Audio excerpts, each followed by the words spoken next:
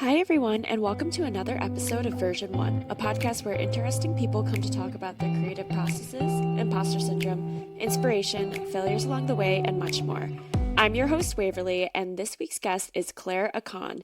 She is a writer and designer based in New York. Claire has a background as a venture capital chief of staff and brand strategist. She is a Fulbright scholar and graduated from Yale University with a BA in Russian and Eastern European Studies and a BA in Humanities. She writes the Substack award-winning newsletter Cappuccino Thoughts and runs a sustainable luxury bag brand. I'm so excited because I was a subscriber to Cappuccino Thoughts and thought her newsletter was so amazing, and in this episode we get into so many different topics like how she got started on Substack, the time in her career where she experienced writer's block, how she stays disciplined in writing, how she got started designing vintage bags, and how her creativity shines through both her newsletter and her bag line. So without further ado, here's my interview with Claire Akkan. Hi, Claire. Thank you so much for being on my show. Absolutely. Can we just start off with having you introduce yourself? Yeah, absolutely. I'm Claire Akkan. It's a pleasure to be on your podcast today. And I am a writer. I have a Substack called Cappuccino Thoughts and also a handbag brand under my name, Claire Akkan.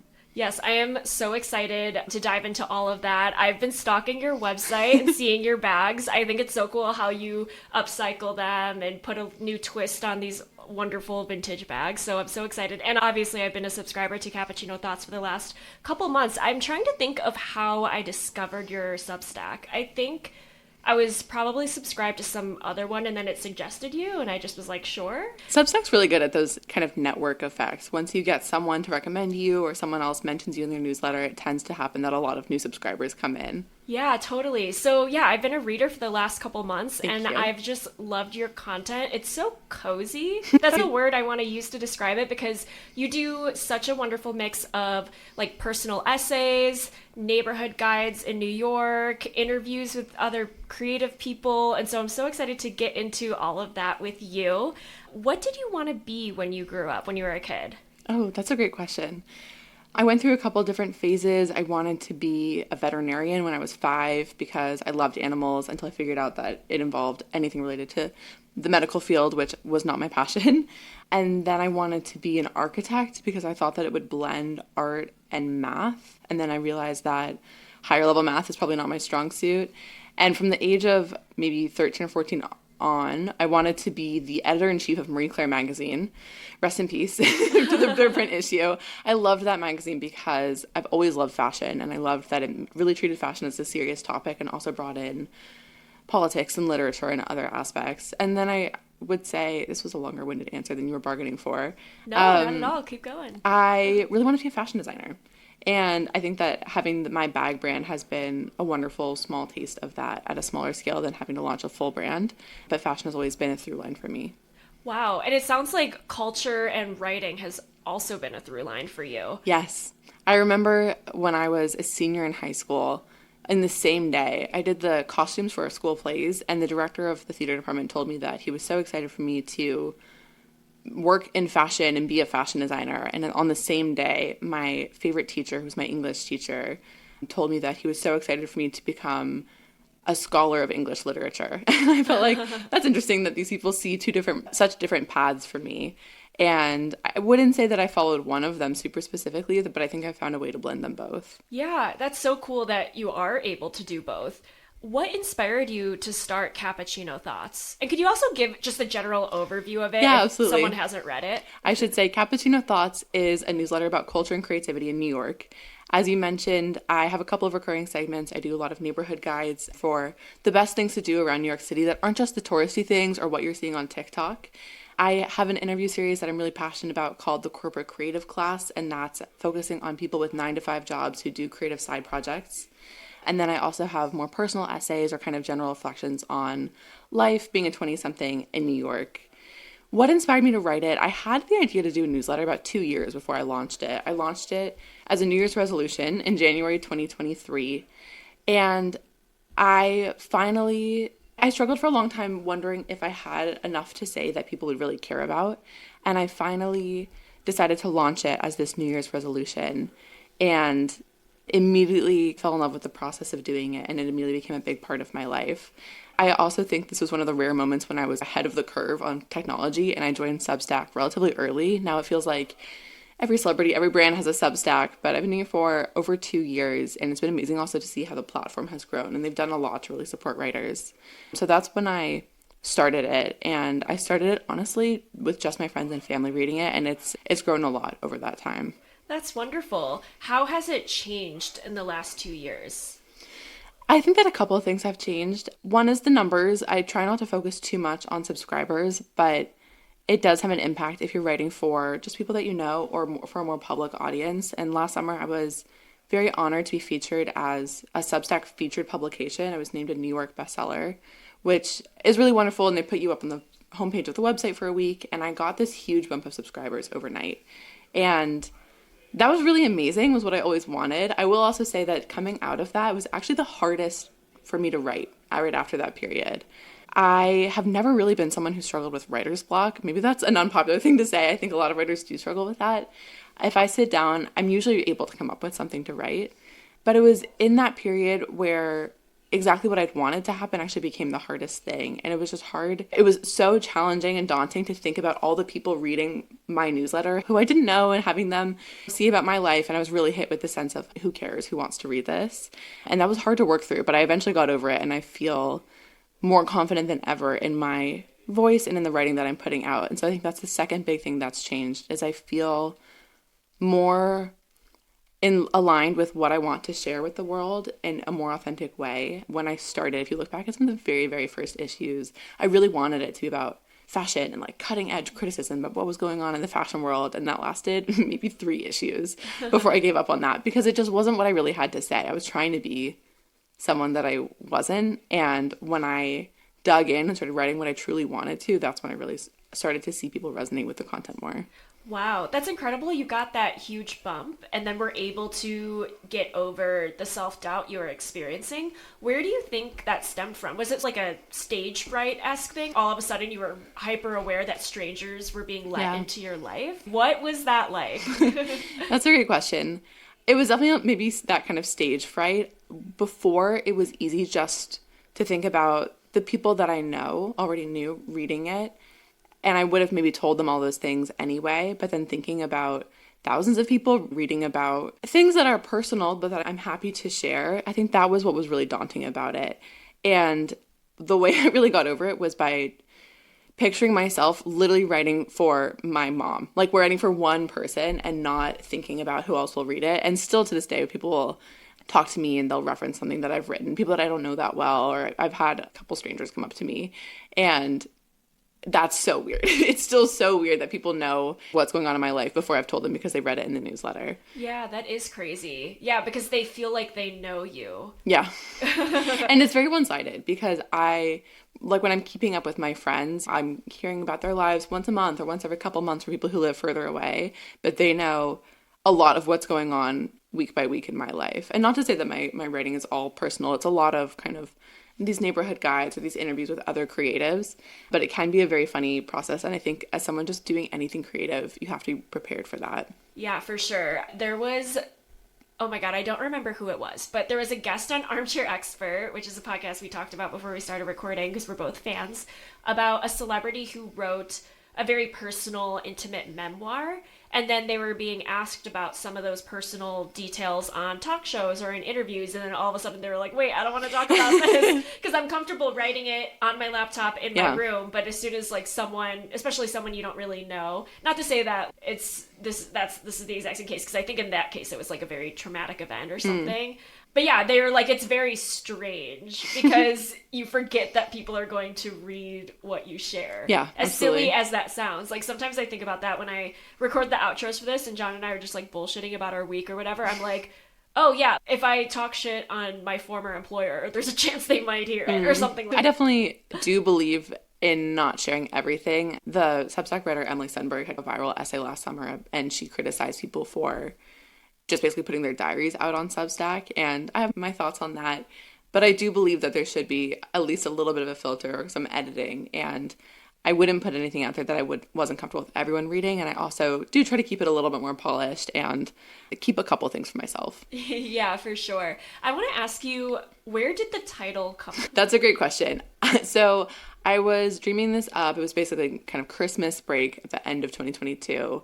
And I wanted to name it something really dumb, like Claire's Big Thoughts or something really silly. And I was chatting about it with my family, and they vetoed that pretty quickly. And I mentioned this idea of Cappuccino Thoughts, and it's something I said randomly in a job interview once. Someone asked me what my writing style was, which I think is an impossible question. And so I was trying to come up with a good answer. And I said, out of nowhere, that my writing style is like a cappuccino, light and frothy with a bit of a jolt.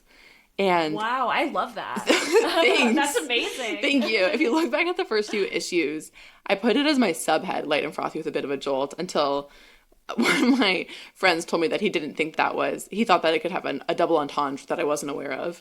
Don't think about it too hard. So I stopped using it as the subhead, but that was where the idea came from, that it could be something that is cozy and warm and lighthearted. It's not too heavy coming in your inbox on a Monday morning, but there is still substance. There's a little bit of a kick. Hopefully it makes you think, or you walk away with something, an idea of something to do or something to think about.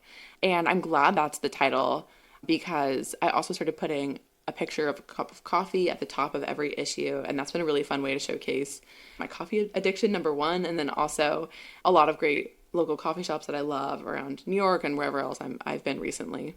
Oh, I love that.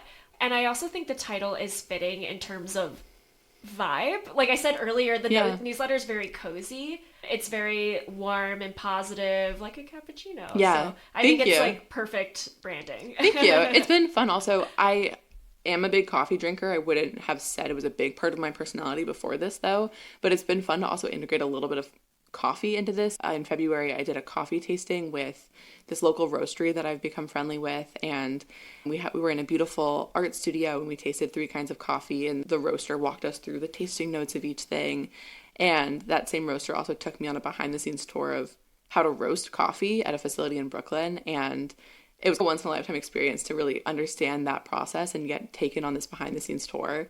And those are things that I, one, would never have been able to do without the newsletter, and 2, probably wouldn't have done if the title weren't Cappuccino Thoughts. So I think it's come full circle. Yeah, for sure. As it grows, and are you like planning on doing more in-person events? Because there is such a natural partnership potential there with you and local coffee shops or vintage shops, if you want to take it like and incorporate your bag brand. So is that something you want to do in the future? Yes, absolutely. I did an event, my first event, about a year into writing the newsletter. I did a 15-mile walk around Manhattan.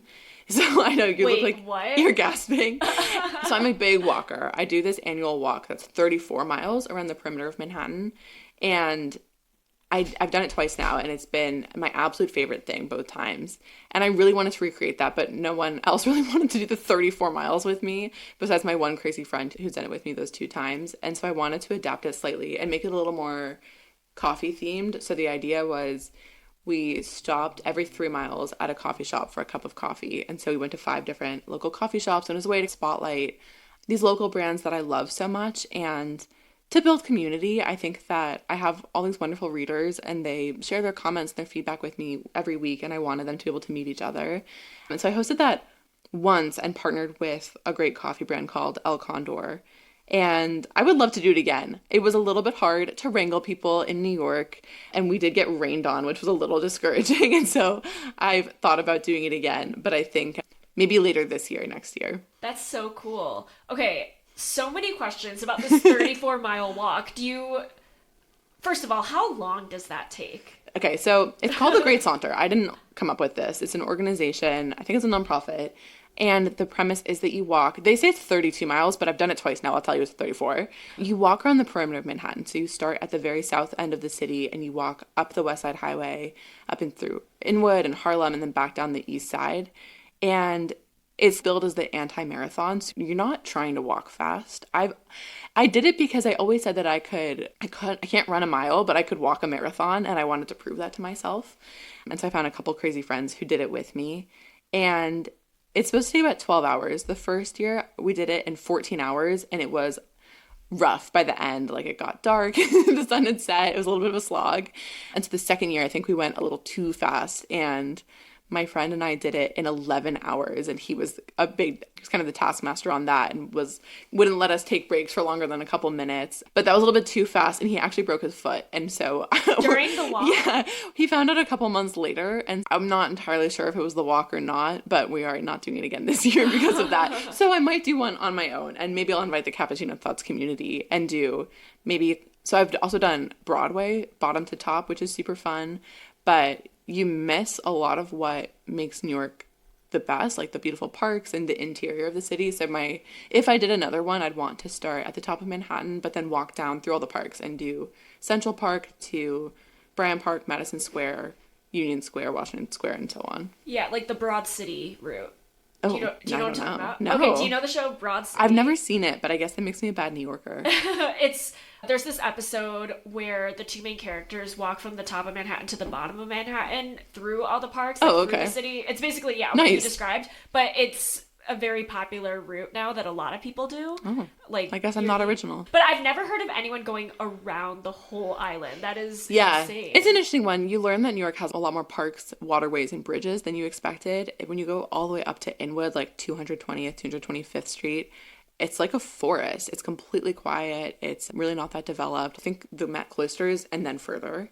But you don't see any of what I love about New York, like the people and the retail and the coffee shops. Every time I've done it, I've been severely undercaffeinated because there's no coffee shops on the piers or things like that. But it is gorgeous. And starting up the West Side Highway is so stunning. And then watching the sunset over the East River is very special. Wow, that's incredible. I don't know if I would be able to do it. You need a good pair of shoes. Yeah, I was going to say, are your legs like falling off by the end of it? I think there's so much adrenaline that you don't really feel it that day, but the next couple of days you're a little more tired. Have you written about that experience on Cappuccino Thoughts? I have. You can look back. I wrote about it probably both times, but definitely I remember the first time that I wrote it because I wrote something super cheesy about, I don't know, I'm a total sucker for New York. I just love the city so much, and I remember that I wrote something about watching the sunset over the East River and feeling like I'd found my place here, but also finding people to do these crazy adventures with really made New York feel like home. That's awesome. Where are you from? I'm from San Francisco, so I've been a city girl my whole life. I lived there in the city for 18 years before moving to Connecticut. I went to Yale for college. Oh, lovely. And was it always like a childhood dream to move to New York City? I think it was always a childhood assumption. My older brother is a lot older, and he's lived in New York for more than 10 years. And so I grew up visiting him. And when I was 15, I spent the summer here interning. And for the audience, I'm putting interning in quotes, at this costume collection in Astoria that I'm trying to remember the name of it. It was the Theater Department Fund costume collection, and different theater programs could rent out costumes from them. And they had costumes that had been donated from the Met, Opera, and the ballet and things like that. The internship was an excuse to just be in New York. So I spent 3 or 4 weeks here living with my older brother on the Upper West Side. And who wouldn't fall in love when you're not paying rent and you're living on the Upper West Side? And you're 15. Yeah. The world is new and sparkly. 100%. And so I went to college, and coming out of Yale, a lot of people stay on the East Coast and go to New York. And I always just assumed that's what I would do. Not to say that it wasn't still hard to move here. I went through a period of trying to move abroad, and before I realized that was going to be a little bit of a challenge early in my career, I graduated in COVID, and so I moved home to San Francisco for a little bit before I convinced my job that I really needed to be in New York. And it's just some place where I always saw myself. I think that not as many of my friends moved here as I thought they would. I had this unspoken agreement. I thought that we were all going to move to New York after graduation, and that wasn't the case. And so it was starting from scratch. But something that I think is really special about New York is many people are from here, but most people move from somewhere else. And so I've personally found that people are in general really open and welcoming and excited to meet new friends. What is it about New York City that inspires you? I was chatting with a friend once who I interviewed about his focaccia making business as his side hustle to his corporate job. And we were talking about this question, and he said something like, whatever you love, there's someone else doing the same thing down the street, or something even crazier. Like whatever your thing is, there's someone else who has that exact same passion or niche, or who's even more insane and doing it at a different level than you are. And so I absolutely love the people. I love the density. That's maybe a really unpopular opinion, but I am a huge city person. I don't drive. I got my driver's license last month. Congrats. I hope to never drive again. And I love being able to walk everywhere. I love that everything I need is within a couple blocks of me, and everything I want is just a couple more blocks away. And there's always something to do. I feel like whenever I feel a little stagnant or, experiencing a little bit of stasis, I can just walk outside, go to a different borough, go to a different neighborhood, and there's something that will inspire me. I can't really imagine living anywhere else now. Totally. And I love what you were saying about there's so many different niches that no matter how random or niche your niche is, there is someone who matches you in 100%. Some way. And if you get into a new hobby or a new interest and you get involved in that community, it unlocks a side of the city that you probably didn't know existed. That's so true. Yeah. Yeah, because I just recently, in the last couple years, have gotten really into photography, and I was not into photography when I first moved here, and then all of a sudden I'm meeting all these other photographers and going to meetups and events, and then this person knows that person, and it's it makes the city way more digestible. 100%. If you're overwhelmed, because I have a lot of friends upstate who are I could never move to New York. No, it's very daunting, but it's also not. I don't feel the same way. And there's all these different cool communities. John and I were just taking a walk in our neighborhood of Bushwick a couple weeks ago, and Bushwick is very Hispanic. There are a lot of signs in Spanish. A lot of people don't speak English. And we were talking because we obviously have we're more part of the young, late 20s, early 30s, gentrification crowd of Bushwick. But there's this whole Hispanic side that we're wow, if we spoke Spanish, this would be a totally different neighborhood to us. There's a side of Bushwick that we have no clue about, and that's so cool. Yeah. It's not 10 streets over. It's literally on the same block. We probably would look at it totally differently if we spoke Spanish and were Hispanic and part of that community. It's just so cool that how diverse New York is. Yeah, absolutely. I read this really good book recently called Language City about endangered languages and how New York is both the most multilingual city in the world and also the city with the largest number of endangered language speakers. And it was talking about people who speak languages only spoken by a few villages in Nepal or a couple hundred people in Mexico. And they all live right here. And to your point, I had no idea. And some of them literally lived in my neighborhood. And there's just so much. You just have to keep digging in this city. Yeah, absolutely. I loved one of your most recent pieces from Cappuccino Thoughts was about turning 26 and all the complicated feelings around that. And as I was reading it, I'm slightly older. I just turned 29, but as I was reading, I still related to everything you said because I think that feeling doesn't go away.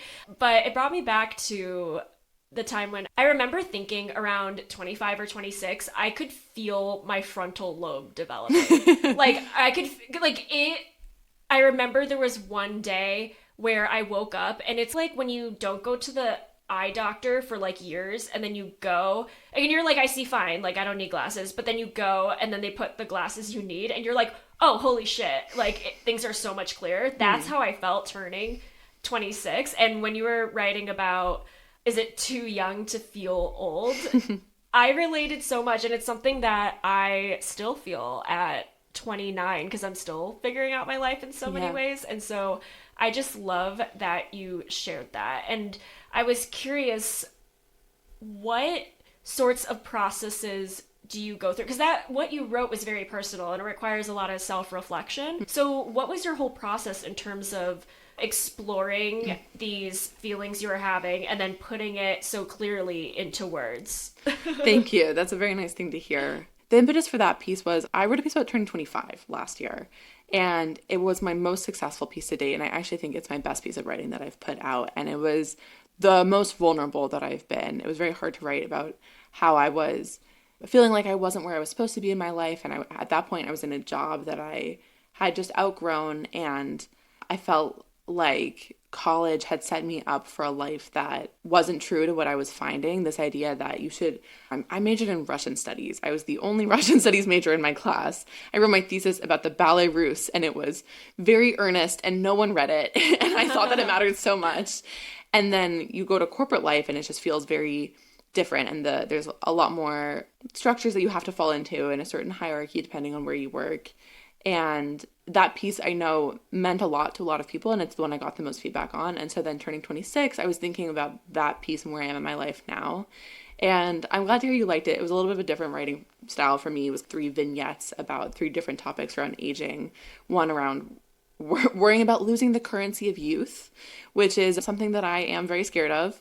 One about freezing my eggs after I learned that several of my friends had done that, and I didn't realize that was something we were already supposed to be thinking about at 26. And then one about wrinkles and aging showing up on your face and on your body. What does the writing process look like? I sit down every Sunday night to write the newsletter. It goes out on Monday mornings. I have someone who edits it for me before I send it out, and often am putting together most of the piece on that Sunday night, but there's always some kind of kernel that I've been thinking about throughout the week. Occasionally it will happen that I'll be sitting like on the subway or on the ferry, and I will write an entire piece just at one time. My issue before that was about why I don't want to move back to California. Sorry to my parents. I love California. And I wrote that whole thing sitting on my friend's veranda in Los Angeles. But more often it's me sitting down on a Sunday night. I keep a lot in my drafts folder in Substack itself. I used to have everything in a Google Doc to get really tangible or really tactical with it. But now I keep drafts that are ideas. Most of the time it comes from an idea, whether it's sparked by a conversation I had with someone or something I read or just something that came about that I'm thinking about, or with these neighborhood guides, a neighborhood that I explored and that I loved. Very often I come up with a title before the piece itself though. And so that one, I had this title, On Aging Gracefully or With a Mouthful of Filler, or With a Face Full of Filler. And I then wrote the piece. And so sometimes that's how it happens. And I have a couple really good titles that I haven't come up with a piece for, so I have had to put them aside. But I usually have 5 or 6 drafts in Substack that have some kind of kernel of an idea that I'll refer back to. Very cool. And other than writing about your birthday, like what other topics or themes have been the most popular? Have you gotten the most feedback on? People love New York, even people who don't live here. I have a lot of subscribers who've written to me to say that they lived here 20 years ago and that this makes them feel like they're back in their 20s in New York, or that they never moved to New York, but they visit their friends every year and they love knowing what's going on and they want to feel like they lived there.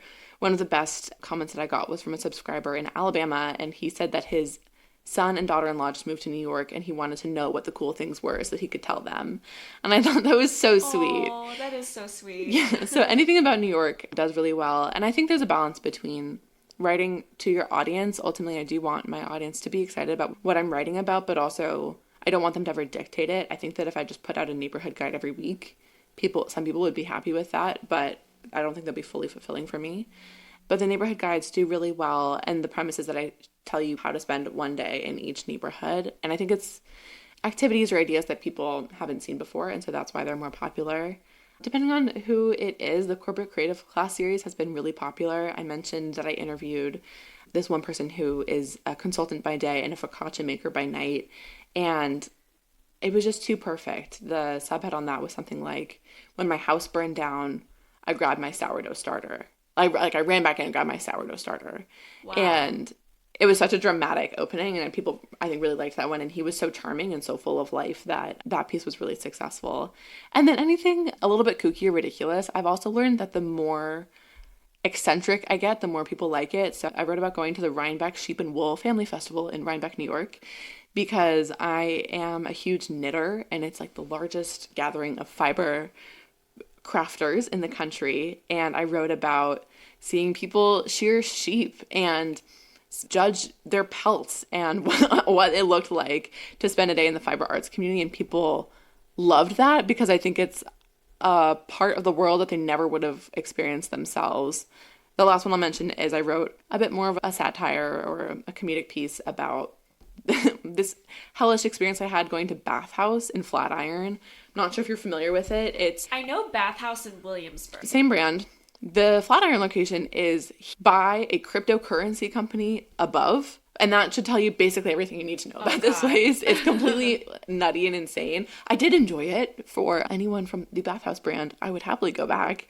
But it was just so ridiculous, and I think that I have a lot to say about wellness culture for a different podcast, but I think that New Yorkers are so obsessed with themselves and their bodies, and it was so interesting to see that all on display at Bath House, and it was just so ludicrous that piece also was really successful. I want to ask you about your neighborhood guides, because I also read a couple of them and I love them. I'm curious, how do you choose what neighborhood to go to, and also what makes a good day in a neighborhood? Okay, a good day has at least 3 cups of coffee. I choose which neighborhoods to go to. Honestly, I live in Manhattan on the east side. That was the easiest for me to start. I basically picked the Upper East Side, and then I started working my way clockwise around the city. And then I felt like I had done most of the big neighborhoods in Manhattan, and so I'm venturing out into Brooklyn.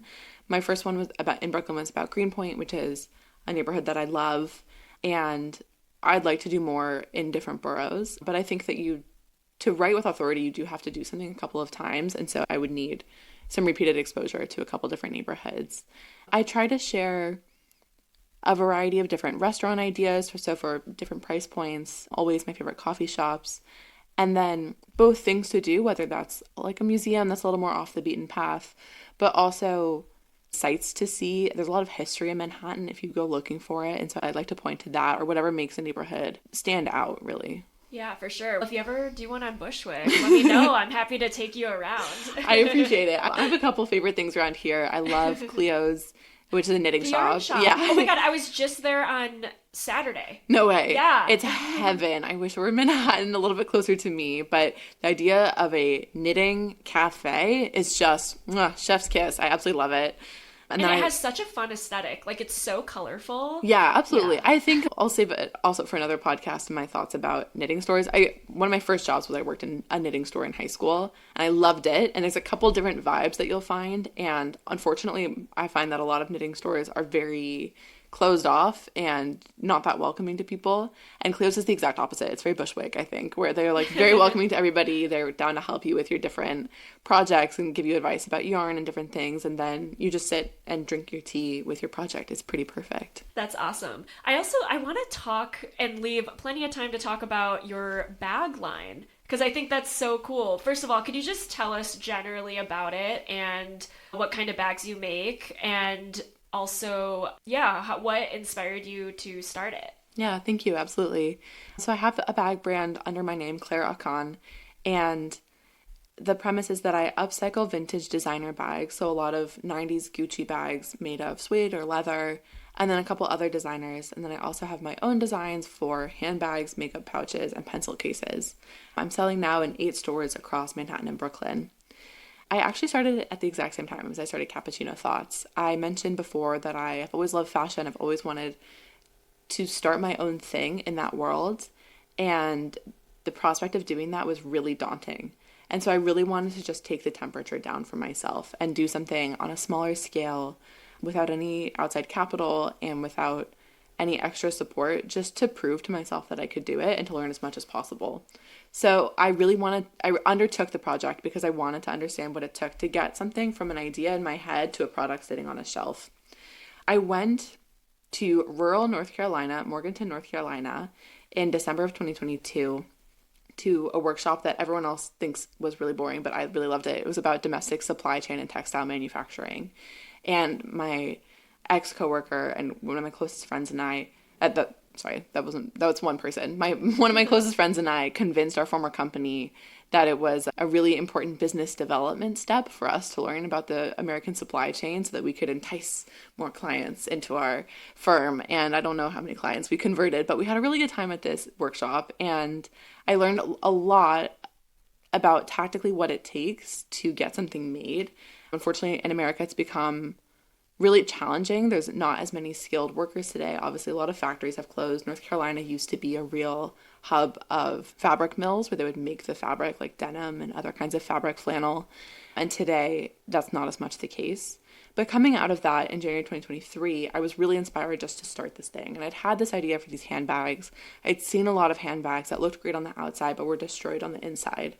So with the Gucci bags in particular, if you find one, often the outside looks totally fine, but the inside is made of some kind of synthetic material and it disintegrates. So if you put your hand in it and pulled it back out, little black bits would be all over your hands. Oh. You can't use them. And I learned that the hard way after putting a couple of my items inside the bag.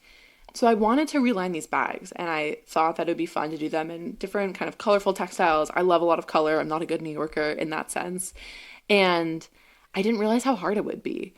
So I ordered a couple bags and hoped that they would look good. And then I went around to over 50 different places in New York, cobblers, tailors, factories, leather workers, anyone who I thought had the skills to reline these bags. But what's tricky about them is you have to cut them apart and take the whole thing apart, put in the new lining, and then put it back together. So it's a little bit labor intensive. I found one place in New York that would do it, and it cost so much money that I was basically paying people to buy these bags. But I got the first few samples made, and they were really popular right away, which was a real blessing. So I did this big editorial photo shoot and got into a magazine, and I got featured in a couple of newsletters like Pandora Sykes, her newsletter, and Leandra Medine Cohen's right away. And Pandora Sykes is based in England, and so because of that, I suddenly had these orders coming in from England and Australia and these far off places that told me I was onto something. Like, as long as customers could see the products, they would be interested in purchasing them. And that really encouraged me to keep going. And so I worked to find a different manufacturer. I ultimately found someone in Turkey, which still has a really rich industry in textiles and leatherwork, and they have a lot of skilled workers over there. It's been a whole process to try to have this international supply chain, especially in today's climate. But that's how it started. And then I got into one store right away, which was really amazing. Shout out to Buy Live in Williamsburg, representing Brooklyn. And then over time, I've tried to professionalize it more and expand the product line and get into more stores and do different pop-ups and try to actually onshore my production again, hopefully. That's so cool. Where do you get these vintage designer bags? I can't reveal all my sources, okay, but I will say that there's a lot out there circulating, and if you have an eye for it, I think that you can find some really good things at decent prices. What's tricky is it's been really hard to find someone to reline them, and it's not something that I would recommend trying at home because there was a lot of trial and error and definitely a lot of lessons gained. But I think that if you have a little bit of an eye, I do a lot of bamboo handled Gucci bags in particular. Those have been really popular. You can find some interesting pieces. Cool. And what is your creative process like when you're designing a bag? It's a great question. It's funny, I went into this thinking that would be the bulk of the work, and that's been about, maybe 5% of how I spend my time. And most of it is on these questions of manufacturing and retail and wholesale. But my creative process, I put together a PO, a purchase order, each time that I'm sending a new shipment to my manufacturer, and I try to match the linings with the bags depending on what I think would look best. So I line the bags with different vintage textiles like vintage silk scarves, or I found some really great 1950s cotton and some beautiful Marimekko fabric from Finland. And I put them together that way. And then I've also had a couple designs for new products. I made these makeup pouches based on what I really wanted from a makeup pouch, which was something way bigger than what were sold normally, with 2 pockets inside, because I like to have my makeup pouch a little bit more organized. And it was basically creating my own dream product. And then for the pencil cases, similarly, I wanted to take something that's not typically so beautiful and make kind of a utilitarian product look a little bit more gorgeous. That's awesome. And just going back to the stuff you said about your childhood at the beginning, I love that you were able to incorporate fashion and design with writing, because those were 2 things that you were passionate about even as a kid. So that's very cool hearing absolutely. like how you're able to do that. That's awesome. I'm curious because writing and making a bag line, those are 2 very different things. Do you find that your sort of creative thinking is similar when doing those 2 different things, or different? How do you think about that? It's an interesting question. I think that it's been really nice to do them in tandem, actually. I was really committed to this idea of building out loud. A lot of people, when they have startups, they want to just work on it and keep it really quiet, and then when it's fully polished and perfect, put it out into the world. And that was a little bit more of the impulse I had. I think that for anyone who's ambitious or wants to put out something really great, it can be easy to hide it away until you think it's absolutely perfect. But I felt like I would never do the bags if I didn't have a little bit of the public accountability of putting it out there. So every week in Cappuccino Thoughts, I share an update on what's going on with the bag brand.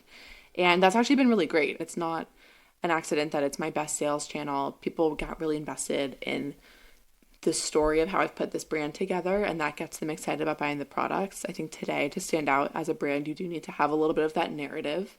And you asked about the creative process. I think that it's similar in the sense that there's a schedule. So Cappuccino Thoughts is more on a weekly cadence. The bags are a little bit more on a quarterly cadence in terms of getting things produced, then going through tagging and product photography, uploading them to the website, writing product description pages, that kind of thing.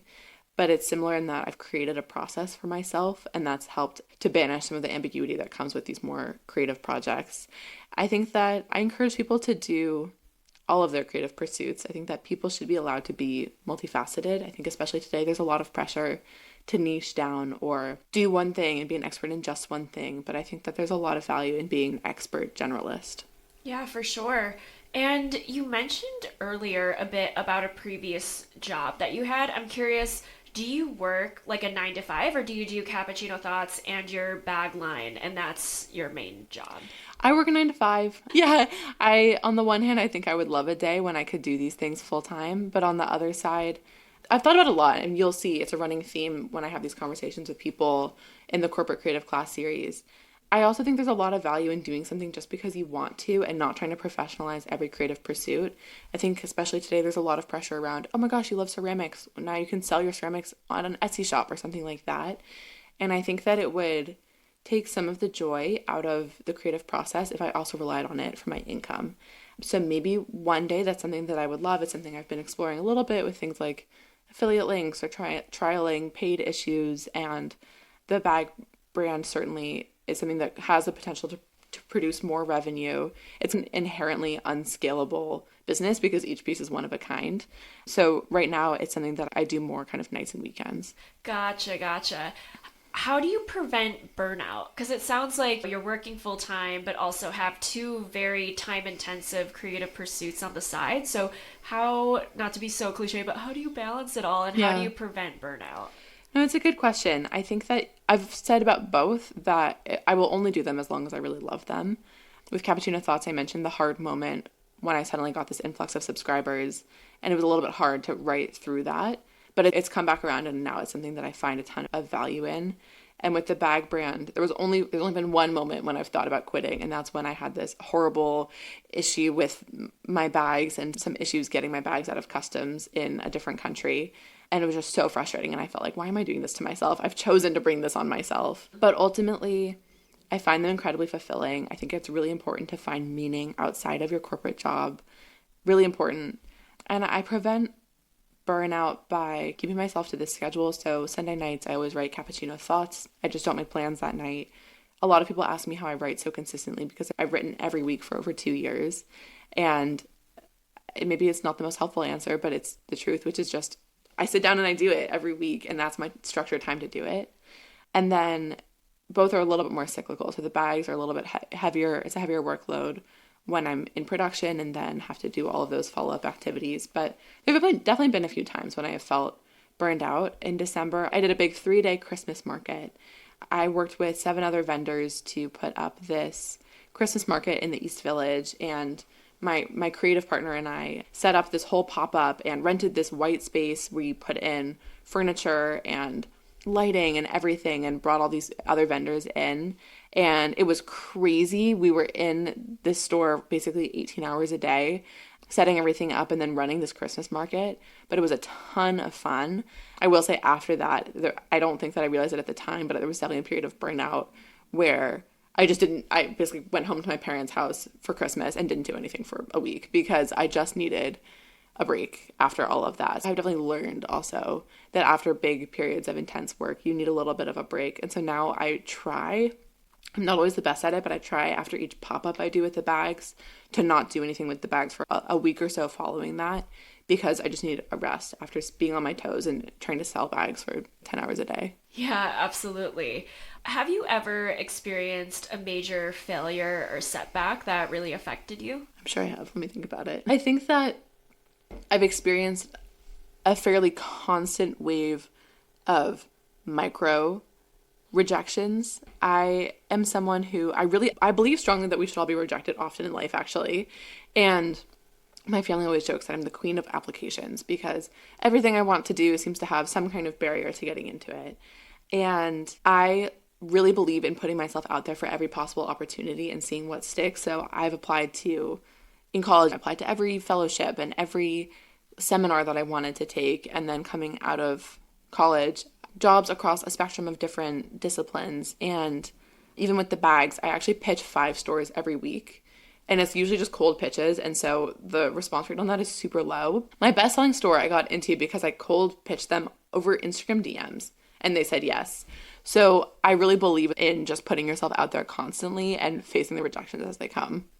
Yeah. Wow. I love that. That's something that I've been trying to learn, especially with starting this podcast. Like, I reached out to you and we just met. We're a stranger, but you could have ignored my email and been like, no, goodbye, delete. And it's like scary sometimes, but yeah, you just have to work through it and get past it. And I'm an extrovert, so I don't honestly really struggle with that too much, but I know a lot of people do. And I think it's a very universal thing. I struggle with it sometimes for sure. But yeah, I love that. I love that lesson in there. Have you ever felt imposter syndrome? Yes. I think that as a woman in the world today, it's only natural to. I remember getting to Yale and feeling like, wow, all these people are really smart and I've done a lot. And you can be a big fish in your high school and suddenly you get to a place like Yale and you're a small fish in a big pond. And I remember I got my first really good grade back on an essay after a couple of not so stellar grades on a couple philosophy papers. And my professor wrote some really nice comments about this literature paper that I wrote. And I remember feeling, okay, I belong here. I've earned my place here.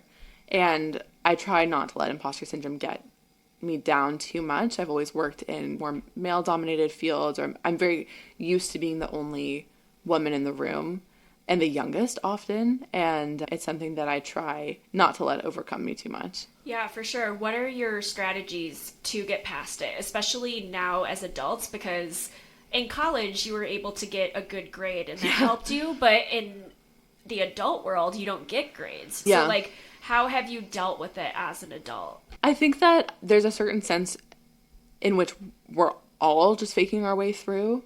So with this bag brand, for instance, when I started it, I mean, I had literally no idea what I was doing. I'd been to one workshop and I bought some bags and I tried to make it happen.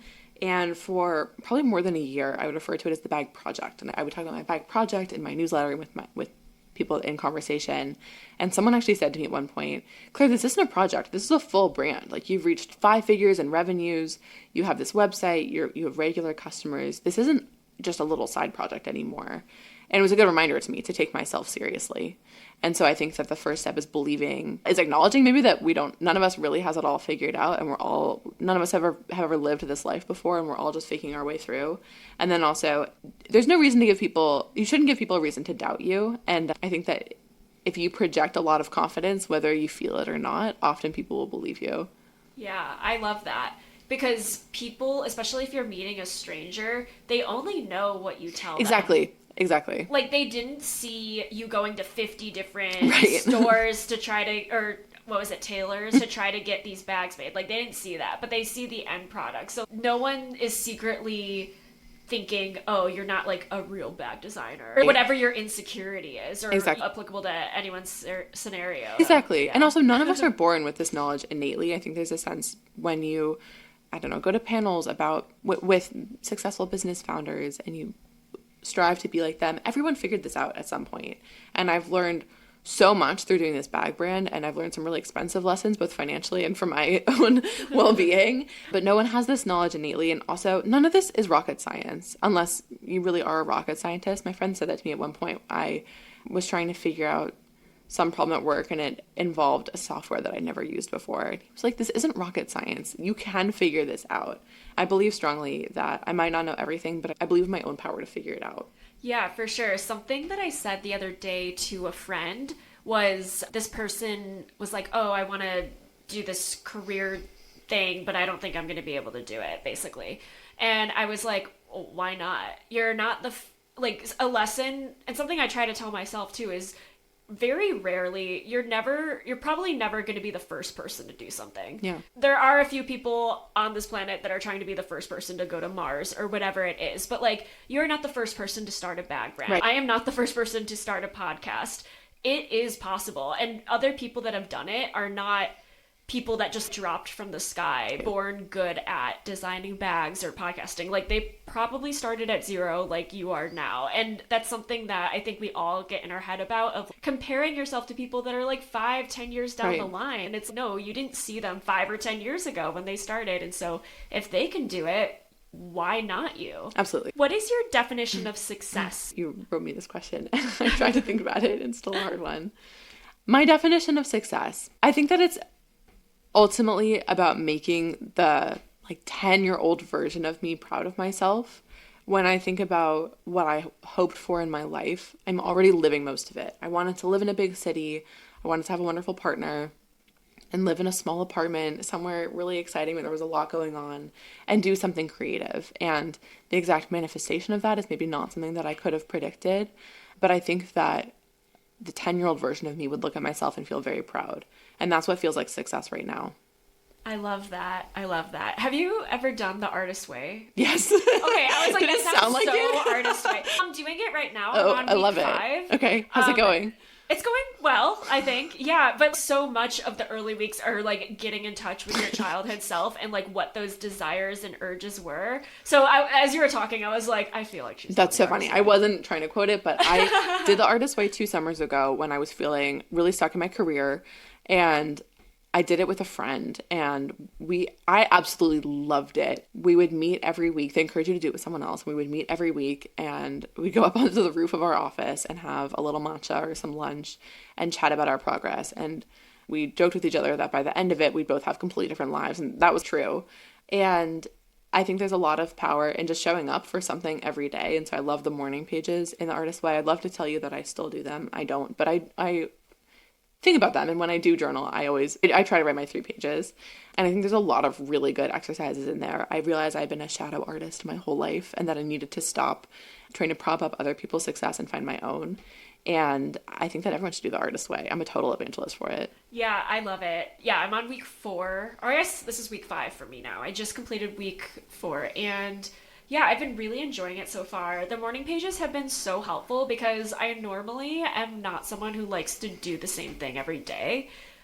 For example, when working on this podcast, I don't do a little bit every day. I sit down and I'll work for 8 hours on it and then not touch it for 4 or 5 days. I like bigger chunks. And so I was like, oh, the morning pages are going to be a challenge for me and just the way my brain works. But I actually have found a lot of value in them. Like, just this morning, my partner and I had a disagreement. I went and I did my morning pages and I like journaled about it. And then I came back and I was like, hey, so I thought about what you said, and like we basically got past it. And like I was able to do that so quickly because I was able to just write my 3 pages. And I'm obsessed with artist dates.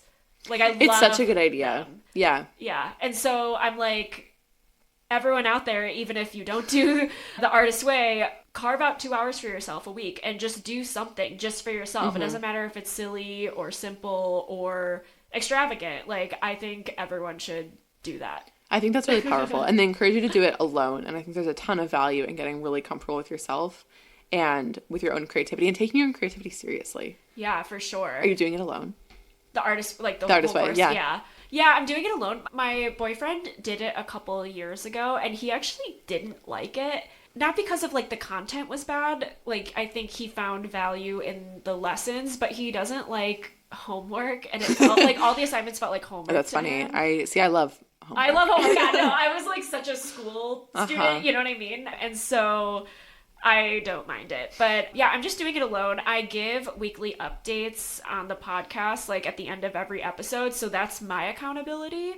And even though I'm not actively doing it with somebody, I feel like reflecting on it each week and talking to John about it, or just having someone listen, and then a friend, if they listen to the episode, will text me and be like, oh, I like what you said about that. It feels like I'm doing it with somebody. But that's nice. Yeah, maybe if I do it a second time in a couple of years, I'll join, because I know there's groups that do it together. Maybe I would try it in a group setting, because I think that would be super interesting, and hearing different people's perspectives and journeys with it, I think would be really cool. But no, I've been loving it so far. That's awesome. So funny. I was like, I knew it. That's so funny. I feel called out in a good way. For sure. Something I want to go back to that you said earlier that is incredible to me is that you don't experience writer's block, which is like, you are the first person who I have heard that has said that. So have you always been like that? That is incredible. And have you ever experienced it? Even if you don't regularly? Yeah, I feel like I'm going to curse myself and now I'm never going to write again. No, that's probably an annoying thing to say because writer's block is obviously hugely common. It's something we all face. But I have always had this ability to sit down and just start writing. So 2 years ago, I worked on a novel and wrote a full manuscript. Didn't go anywhere. If there are any agents out there, it's available. And I'm working on another novel now. And I find that the hardest part is just sitting down. But once I sit down, I try to write 1,000 words if I sit down and work on the manuscript. And I can do that. But it's just about the diligence to actually sit down and carve out the time. I think that I've always maybe had a lot to say. And I also think that people talk about creativity as this thing that comes and goes and is fleeting and you have to have the muse come and visit you. Elizabeth Gilbert also wrote, I think it's called Big Love. Elizabeth Gilbert wrote Big Magic, which I also read. And she's a very different view of creativity, which is that like the muse comes and visits you and that's how you experience creativity. And she describes it as a divine source. And that's wonderful if that's what some people experience. I think that there should be a lot of structure around creativity. I've mentioned this with the way that I organize Cappuccino Thoughts and the bag brand. And so I think that I don't experience writer's block because it's part of my schedule and part of the structure that I've built in for myself. So I know every Sunday night I'm going to sit down and write. And there's little tricks like with my newsletter. Of course, some Sundays I sit down and I don't want to write it, or I don't feel like I have a full issue that's like ready to go in my mind and I just need to put it down on the page. And in those cases, I'll start with what's easier. So I have usually some kind of main topic. I always have a main topic with the newsletter and then a couple of other bits. Like I have a recurring segment about what I'm reading that week or a fun outfit that I saw in New York that week. And I'll start from those because those are they require a little bit less of my own creativity. And once I get into the flow, then I can keep going. And so my bottom line is I think you need structure for your creativity. And that's how you get around writer's block in my experience. Yeah, you sound so disciplined. Have you always been that way, or has it been something that you've had to develop? I think that I've been, let's say, blessed and cursed with a lot of internal self-motivation. That's good and bad. I sometimes feel like the work is never done or I should be achieving ever greater things. But I've always felt a strong internal drive that has taken me through college and through my career and through these creative pursuits. Wow, I love that. That's something that I've had to develop, so I find it wonderful that you are just blessed with it. That's amazing. All right, Claire, are you ready to move into the lightning round? I am. Okay, let's do it. What is something new that you've tried lately? I did a ballet intensive for the last few weekends. So I've loved ballet since I was a little girl. The listeners can't see me at home, but I'm about 6 feet tall. And so I was never destined for a long career in the ballet world. I'm way too tall for it and probably lacked most of the skill as well. But I love it. And I love watching ballet. I go to as many shows as I can at New York City Ballet or American Ballet Theater here in New York. And I really wanted to do it myself. So a couple of years ago, I started taking adult beginner ballet classes, which is humbling. And to tell you the truth, you see these little girls walking out with their perfect buns and their perfect turnout, and it's brutal as an adult. But I really believe in the power of doing something that you're really bad at. I think that, like with some of what I've talked about with the creative pursuits, you should do things just because you want them and without any hope of professionalizing them or getting much better. It's about 20 years too late for me to try to make it in the ballet world. And it's a lot of fun just to do it because it's something that I really love. So I did this ballet intensive, which was 7 hours each weekend, which was a lot and gave me a lot of respect for the real ballerinas out there. And we had a little recital on Sunday, which was very sweet. Oh my gosh. I did mess up a couple times, but I had a lot of fun doing it. And it felt like living out a little childhood dream again. I quit ballet after my very first ballet recital because I'm a secret introvert and I hated being on stage and I hated performing. And so it felt very full circle to be able to get back on stage and do my little recital. I love that. That's amazing. I used to be a competitive dancer when I was a kid. Wow. But I wasn't like ever good enough to even consider being professional, but I used to do ballet as well. Oh my gosh, that's amazing. When I was a kid. But yeah, again, I was pretty inflexible and not that graceful. I also was not that great, but I think it's so cool that you're able to do that. That's so fun. Do you have a lesson or a message that you want to share with listeners? Yes. I think that so many people have these amazing creative ideas and they're really scared. And I don't deny that. I sat on writing a newsletter for about 2 years before I ultimately did it. But my biggest takeaway from what I've learned from my different creative pursuits is just to start and the rest will follow. I've had a lot of people ask me about starting their own Substack, but they're worried that no one will care about what they have to say or they won't find their audience. And I think that ultimately you have to do these things for yourself. I've always said that I would write, whether it was for one person or 100 people or 10,000 people. And I mean it, and you have to mean it. But I am so glad that it was my 2023 New Year's resolution just to go out and do this thing.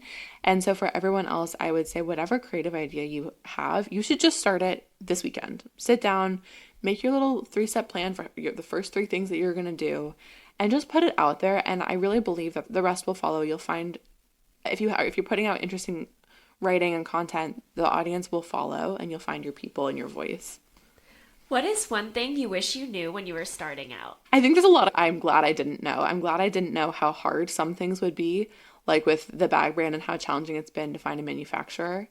Of course, hindsight's 2020, but I wish that I could go back and just worry a little bit less, especially with the bag brand. There was so much that was so daunting and so challenging, and ultimately I figured out a way to figure it all out, and I wish that I could go back and say that everything's going to be all right, basically. Awesome. And could you give our listeners a recommendation? Could be for literally anything. A recommendation. I think people should read more literature. Fiction. I think people should read more fiction. I see all these people online who read all these nonfiction books, these kind of self-help books like Atomic Habits. And don't get me wrong, I've read it twice.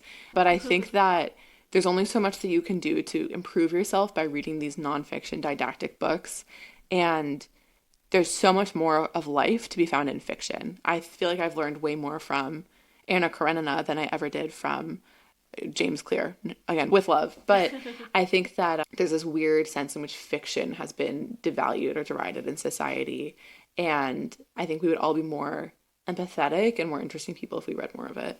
I love that. Awesome. Claire, you have been fantastic. Could you please let our listeners know where can people find you and subscribe to your newsletter and buy all of your bags and anything else you want to plug? Absolutely. I'm on Substack at Cappuccino Thoughts. It's cappuccinothoughts.substack.com. And you can find my bags at claireakkan.bags on Instagram, as well as 8 different boutiques around New York, in Manhattan and Brooklyn. Love it. Awesome. This was great. Thank you so much. Thank you. I really appreciate it.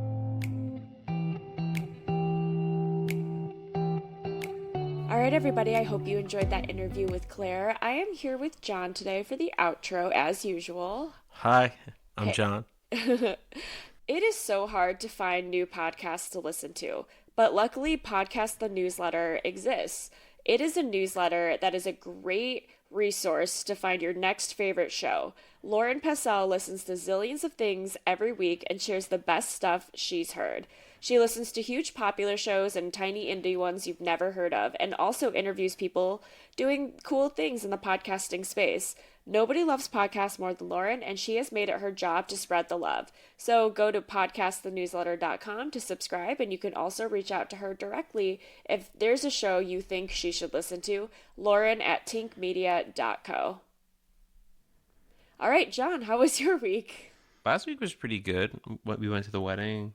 Oh yeah, we went to a wedding in Kansas City. Our 2 good friends from college. Shout out Aaron and Dylan. Thank you for inviting us to your wonderful wedding. Thanks for having me. I wasn't their friend in college, but I'm their friend for the last few years, and they're good people. They're great people. So shout out if you're listening. We had a wonderful time. Good people. But go on.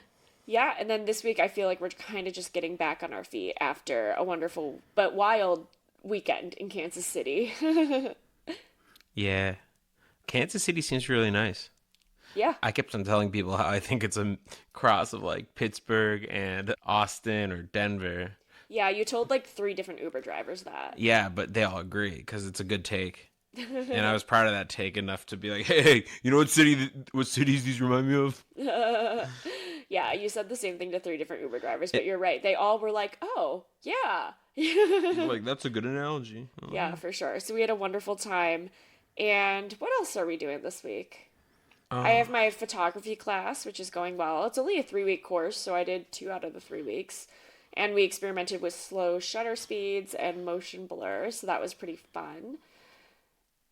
And my SEEP program is going well. For those who haven't listened to previous episodes, that stands for Self-Employment Assistance Program. And it's a program for people who are basically on unemployment in New York State to start their own companies instead of applying for jobs. And so I'm in the process of starting my own company, which will do like multimedia journalism. It's basically just a way to legitimize the freelance work that I'm already doing. And so I just met with my mentor today.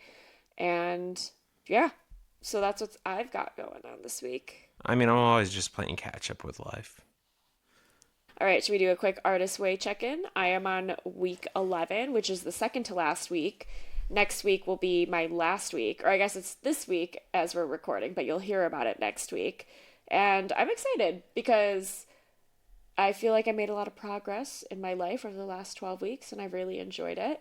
But week 11 was all about finding what works for you. And she uses the example of working a 9 to 5 because some people will see a 9 to 5 as stability, needed to feel free to create, while others will find it draining and limiting and they don't want to work a 9 to 5. And that's just one example. You could apply it to, of course, many different things. What works for you will not work for others. And so just finding what works best for you. I think another good example is waking up in the morning because there's so many like morning girl or it girl morning routines, and everyone's getting up at 7 a.m. But if your brain doesn't work that early, then like sleep in and get your best work done at night. I feel like we've been raised in a culture that makes people who wake up early seem better, but you got to find what works for you. So that's just what most of the chapter was about. Yeah, I agree. I mean, and I read that, and I've also read a lot of things about productivity and stuff. It varies from person to person. I like being a night owl, but I also know that sometimes like it's thinking in the morning is like whenever you have some of your best. I like to do thinking tasks earlier in the day, so my later tasks in the day are just execution. I see. Yeah. That makes sense. See, I feel like I'm an executor in the morning where I just want to start my day by checking easy stuff off my list. So first thing I do is clear out my email because that's like kind of easy and brainless and it lets me ease myself into the day. And then my most productive times are like after lunch, early afternoon. And that's when I'm doing like my deepest work. So I'm a little different in that way. Yeah. My brain needs time to warm up. Yeah, my main issue sometimes is I've always been a guy who sleeps in and then lunches at noon, so that whole earlier window too is sometimes. But I do think like thinking tasks earlier, brain dead tasks later, and then that makes sense. But I love an all-nighter. I love working through the night. I love being like passionate. I love thinking. Laying in bed thinking of ways I can solve something I'm working on and then being like, I'm still up and then doing it. Yeah, that's a high. Yeah, everybody's brain works differently. Another thing she talks about in the chapter was thinking about factors that are in your control versus not in your control. Like, for example, it's not in your control whether or not your work sells. So stop thinking about it like, oh, like this work has to sell, this work has to make this amount of money, or it has to do this thing. And what is in your control is what you create. So start focusing on what you're creating. And a line I wrote down that I thought was really important was self-respect comes from doing the work, not whether or not people like it, which I think is something that we all need to hear and be reminded of. So yeah. Those were the main points.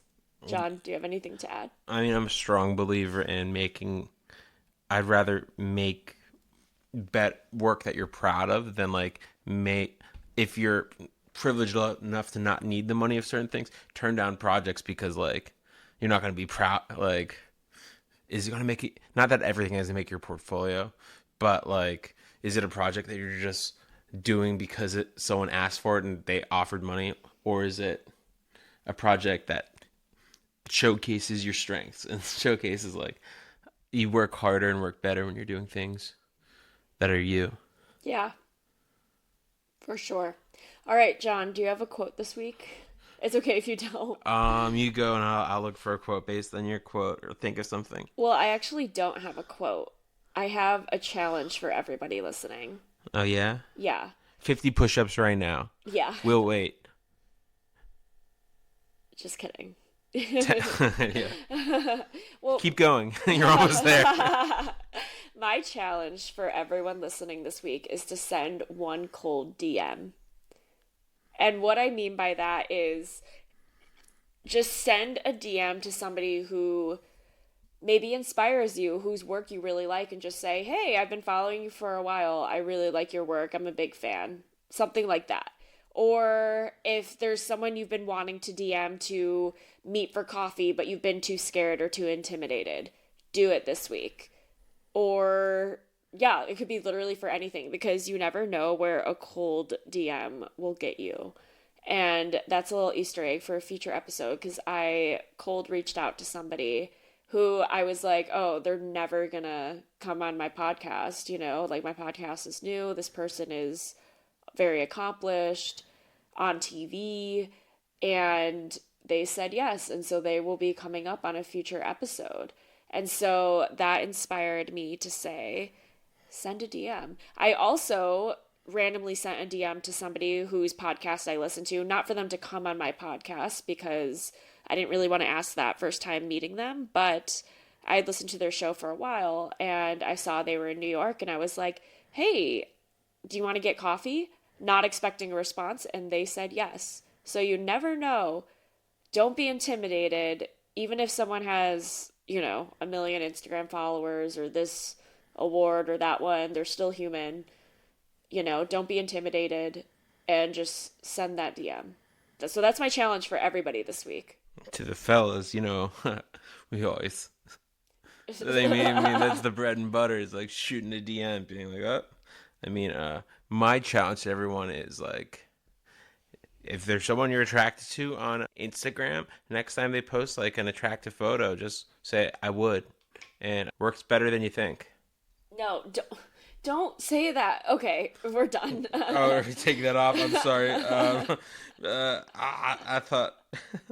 That was my challenge. My challenges are optional, guys.